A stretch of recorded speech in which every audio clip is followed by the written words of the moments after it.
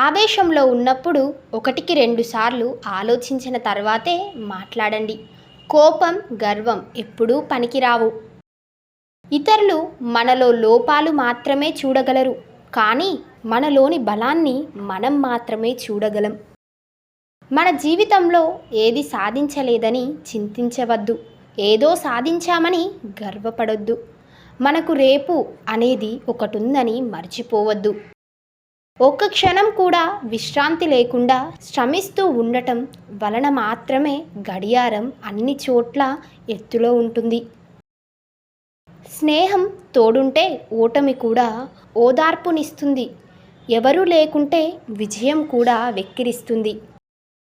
నచ్చలేదంటూ దూరంగా వెళ్ళే వారిని కారణాలు అడగకండి, ఎందుకంటే కారణాలు వారికి తగ్గట్టుగా తయారు చేసుకుంటారు.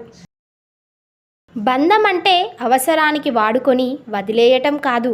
బంధం ఎప్పుడూ కూడా నేనున్నాననే ధైర్యం ఇవ్వాలి. మీకు నచ్చినప్పుడు మాట్లాడటం కాదు, సమయం లేకున్నా సమయం కల్పించుకొని మాట్లాడండి.